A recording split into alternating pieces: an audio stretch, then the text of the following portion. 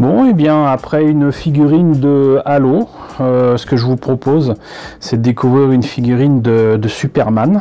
Et puis alors pas n'importe quel Superman, il s'agit du Superman version Man of Steel.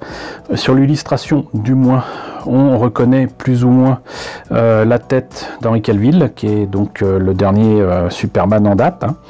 Ça m'a pas l'air génial au niveau des articulations, beaucoup trop visible. Mais on sait jamais, on verra ce que ça donne. Beaucoup moins de pièces que pour la figurine de Halo. 110 pièces pour la figurine de Halo, ici 85 pièces. C'est toujours du Bandai, c'est toujours la gamme Sprue Kits. Hop là. Donc pas grand chose non plus à tirer comme information sur la boîte elle-même. Donc voilà. Mouvement réaliste, joue avec ton héros favori, voilà. Puis là on voit deux autres figurines différentes de Batman, donc il y a au moins deux figurines différentes de Batman. Voilà, donc bah écoutez, ça a été rapide pour le tour de la boîte. Voyez un petit peu ce que ça donne à l'intérieur avant que ça tombe. Alors, notice en couleur, façon poster plié.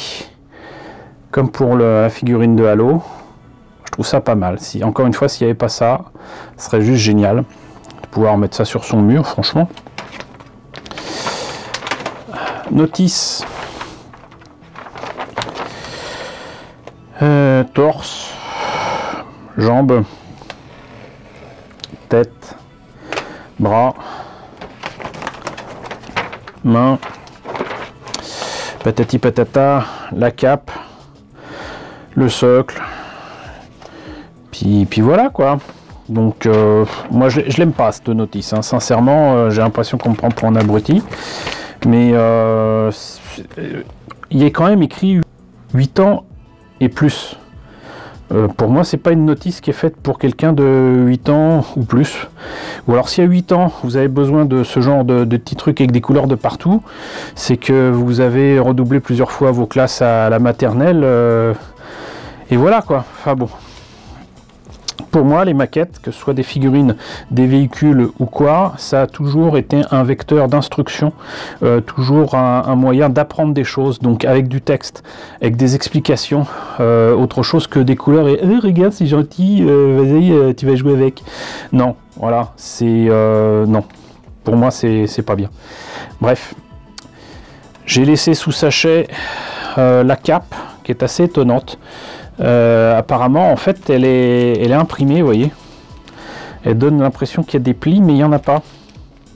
D'ailleurs elle n'est pas assez grande, et vous avez des autocollants pour donc le logo, puis le reste je sais pas où c'est que ça se met, peut-être au niveau des hanches. Enfin voilà, ça je voyais pas l'intérêt de l'ouvrir. Donc une grappe couleur chair pour les différentes paires de mains et la tête. Je sais pas trop, sans les cheveux je peux pas vous dire s'il est ressemblant. Là justement on parlait de la chevelure, bah la voilà. Des polycapes, les pièces d'articulation pour le corps, les pièces rouges donc pour les gants, l'arrière de la cape, le logo sur le torse, les pieds. Non, même pas les gants du tout. C'est uniquement les pieds, le torse, enfin bref, vous m'avez compris. Et là, le reste du corps et le socle.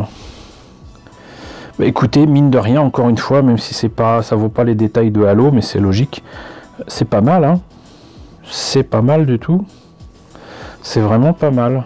Donc, encore une fois, moi je trouve que là, Bandai se trompe de public visé, et puis surtout avec une notice pareille quoi, c'est bon quoi, c'était pour les moins de 3 ans.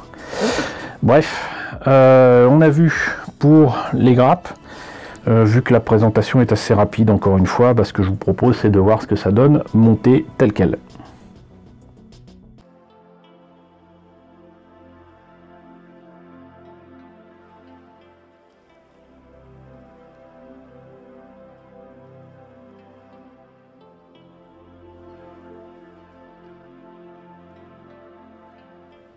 Bon bah écoutez, pour l'instant ça se passe bien. Je trouve quand même la notice pas toujours très claire. En essayant d'être, comment dirais-je, pédagogique entre guillemets, il complique quand même franchement les choses. Par contre, les pièces se sortent des grappes assez facilement. On reconnaît là le travail de Bandai, et vu la date de ces figurines 2014, je peux pas m'empêcher de me dire que c'est peut-être les prototypes de ce qu'allaient devenir les Figure-Rise, même si ces figurines sont un peu plus petites. Alors voilà ce que ça donne pour l'instant. Je me suis permis de mettre la cape dès maintenant pour voir ce que ça donnait. C'est vraiment très bizarre, parce que comme ça n'a pas de problème, mais alors comme ça, là, ça fait tout plat. Et les articulations, je les trouve beaucoup trop prononcées. Mais donc, il est temps de faire les bras et surtout la tête. Voilà, parce que la tête du cou est toute rose, il n'y a pas d'autocollant pour faire les yeux ou la bouche. Donc on va voir ce que ça donne, je m'y mets immédiatement.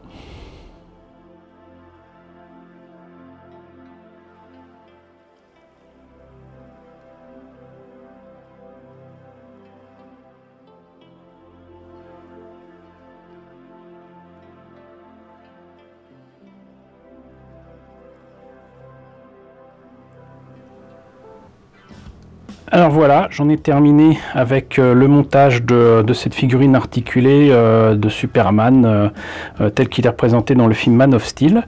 Bah écoutez, voyons déjà ce que ça donne pour les articulations. Alors petite précision, c'est bien gentil d'avoir fait un socle, mais il tient vraiment très mal. La cape, je suis vraiment pas fan.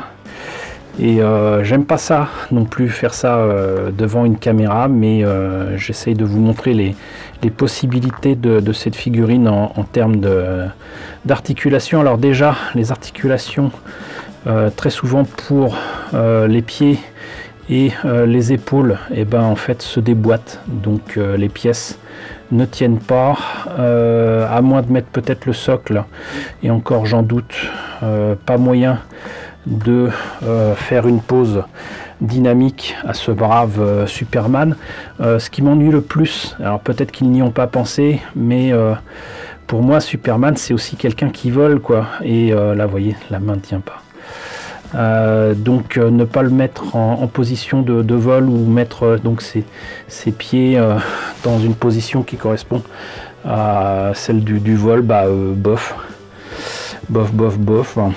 Puis on voit beaucoup trop les articulations, donc ça serait un jouet, il serait pas mal du tout. Là en termes de maquette, c'est pas ça, quoi. Ils ont même raté une occasion de faire justement une cape pas spécialement articulée, mais qui aurait permis de faire tenir la figurine, je sais pas. Donc c'est pas ça, voilà, en termes d'articulation et tout ça, c'est pas la joie. Alors il y a les deux paires de mains qu'on peut changer rapidement, puisque comme je le disais, que ce soit pour les mains ou les pieds, ça s'enlève d'un regard. Mais voilà, le pire c'est quand même la tête, parce que bon, elle est plus ou moins ressemblante, mais sans le blanc des yeux ni rien, voilà, ça fait personnage de cire. Donc voilà, mais on va conclure cette vidéo avec un petit tour d'horizon de la figurine sur son socle. Alors du coup, que retenir sur ce Superman? Eh ben écoutez, c'était pas désagréable à monter. Par contre, très clairement, enlever les pièces directement des grappes, c'est pas que c'est impossible, c'est faisable, mais on voit encore beaucoup trop les ergots tel quel, vous le voyez. C'est pas la joie. Je trouve que ça fait vraiment trop figurine articulée, jouet, quoi. Par contre, les autocollants, je pensais que ça tiendrait pas, que ça rendrait pas terrible. Bah en fait, le logo S de Superman, bah il passe pas si mal que ça. Donc il suffit en fait de le placer, et ensuite de l'appliquer ensuite avec un coton-tige par exemple, et ça passe. Par contre, les autocollants autour de la ceinture, on voit rien. La cape, c'est très spécial, vraiment très spécial. Et puis bah deux paires de mains, pourquoi pas, mais Mais bon, comme vous l'avez vu, au niveau des articulations et surtout des poses possibles à avoir avec ce Superman, c'est pas franchement ça. Et puis, pour vous dire la vérité, je trouve pas qu'il soit si ressemblant que cela déjà à Henry Cavill, mais en plus, franchement, je trouve qu'il n'est pas ressemblant à ce qu'on voit dans le film Man of Steel. Donc voilà, hein, c'est ma réflexion à moi par rapport à ce personnage, à cette figurine. Du coup, est-ce que je prendrais volontiers d'autres figurines de cette gamme? Tout dépend du prix. Si je les trouve vraiment à tout petit prix, pourquoi pas? C'est au prix que c'était vendu en 2014, certainement pas. En attendant, pour moi, le résultat est là, c'est que les figurines DC Comics ont l'air sympathiques, mais bon, elles m'apporteront pas grand chose. Par contre, toutes les figurines en armure, et c'est presque logique, hein, c'est pareil pour les figurines Star Wars qu'a fait Bandai aussi d'ailleurs, toutes les figurines en armure font beaucoup plus réalistes que ces figurines là qui sont supposées être réalistes, du moins dans les poses, et avoir donc figure humaine. Donc très clairement, le Spartan de Halo a ma préférence sur les deux figurines que j'ai eues, et si je trouve d'autres Spartan donc de Halo, je les prendrai bien volontiers. Voilà, donc bah écoutez, c'est ma conclusion pour cette seconde figurine Spro Kits de Bandai. Je suis bien content de l'avoir quand même trouvé pour pas trop cher pour la tester, pour voir ce que ça donne. J'espère en tout cas que cette présentation vous a intéressé. N'hésitez pas à me dire ce qu'il en est dans la section commentaires. N'hésitez pas à liker, n'hésitez pas à partager, n'hésitez pas à vous abonner si ce n'est pas déjà le cas. Coucou aux nombreux abonnés qui nous ont rejoints ces derniers temps, bienvenue ici. Coucou aux grands anciens qui me suivent désormais depuis plus de 5 ans. Merci à tous de votre fidélité, merci à tous de votre soutien sur Tipeee et sur Paypal. Surtout, prenez soin de vous. Je vous laisse avec la liste des contributeurs de la chaîne et je vous dis donc à très bientôt, peut-être pour la présentation d'une nouvelle figurine.